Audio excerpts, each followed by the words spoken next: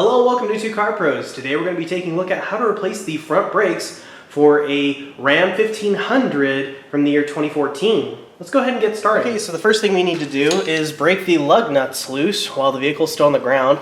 Now, this is an aftermarket rim with aftermarket lug nuts, but I do happen to have a stock lug nut here. It looks like this. It is 22 millimeters. I even have the socket for it. And you're going to do exactly what I'm doing here, but with a 22 millimeter. This just requires a special socket. So we got to break them loose on the ground.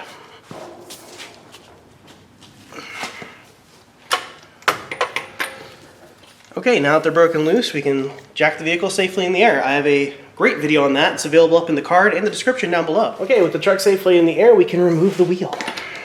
With the lug nuts removed, we can now remove the wheel. Okay, we need to remove these two bolts here. They're 13 millimeters. They hold the caliper to the bracket. Oh. Okay, so what I did here is I got a pair of channel locks, and I held on to the outside ream here because I couldn't get a wrench on this part, this nut portion, due to it being a little too thin in there. So I just grabbed the outside of it with a pair of channel locks like this, and then I loosened the 13 millimeter. And once I broke it free, I could turn it by hand really easily. So there we go, we can remove that, and then we can do the bottom one as well.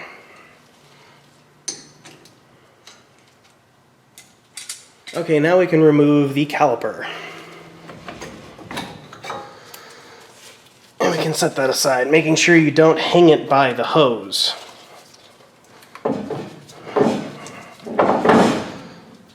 There we go. Now we can remove the old brake pads. But we want to keep this one here because we're going to use this later to recess the pistons back into the caliper.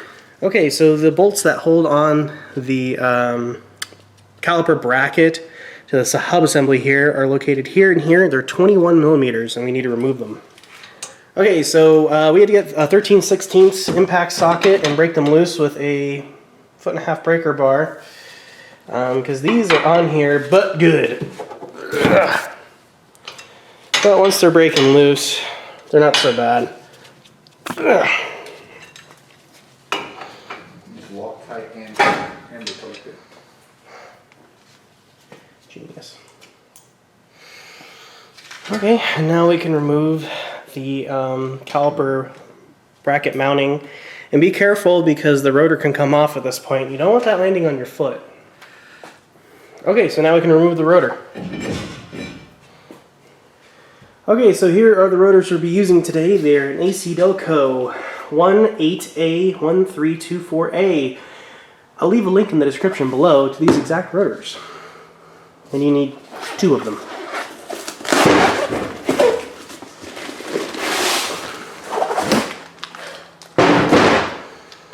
Only got the same amount of lug nut holes, so that's good. So what we want to do here is compare the 2 rotors to make sure they're the same size, the same shape, and they have the same amount of holes. Once we have confirmed that, we need to grab carburetor spray, available at any auto parts store, and we need to clean the brake mating surfaces.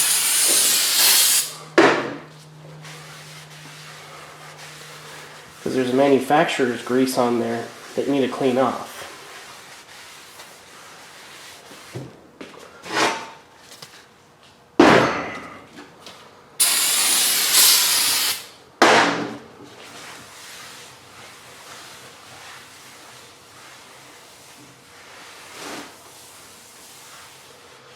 Okay, and now that's ready to be installed on the truck. So this is why you save the inboard pad to help recess the pistons back into the caliper assembly. So we're going to grab a large pair of channel locks. Oops. Okay, well, there's a mess. There we go.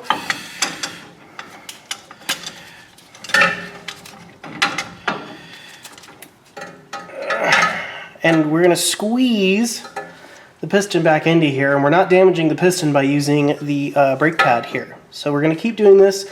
Just keep doing each side evenly. It does take a little while. And it's all about even distribution of pressure, not a ton all at once. So just keep the pressure up and eventually the pistons will recede back into the caliper housing. Okay, that looks pretty good. You can tell when the pistons are fully recessed into the caliper housing because they'll be flush. They'll look just like that. So now we can replace the rotor. Okay, so now we can replace the rotor.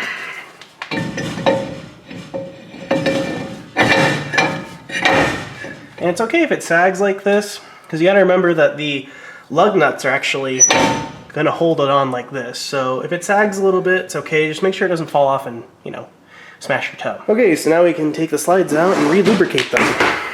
Look like this, and we can clean them off. The rag.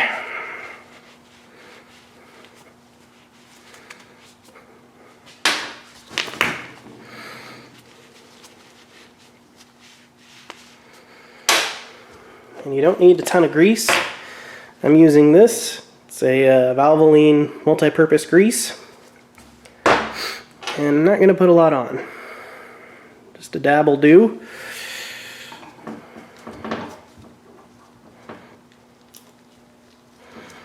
And then we can wipe off the excess.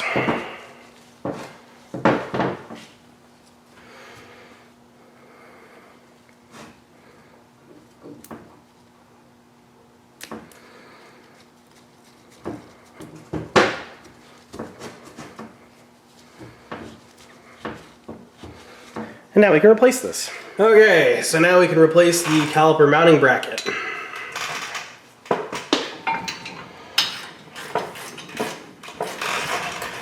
Okay, so we need to tighten these bolts up. If I find a torque spec, they will be on the screen now.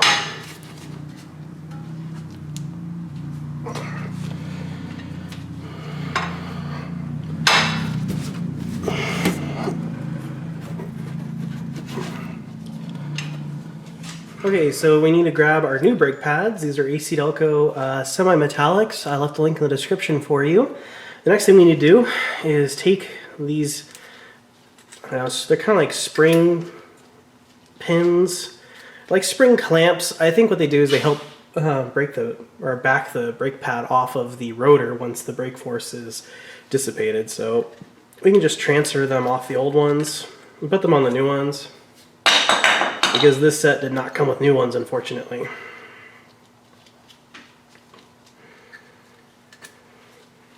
So they're fairly easy, and so it should look like. Okay. So once you replace those little guides, we can replace the brake pad into its home. This one doesn't, oh, maybe because that's why. Now we can reinstall the brake caliper.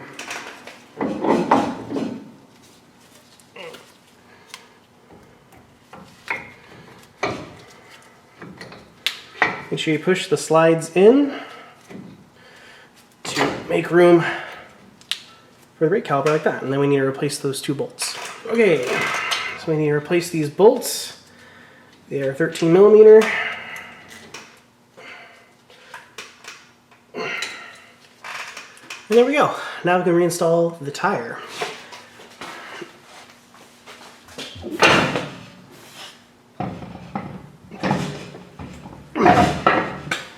Okay. Why not? Fucking tell me, guys. Okay, so now we need to torque the lug nuts up. I have the torque spec on screen right now. And yeah, you're going to do it in a star pattern.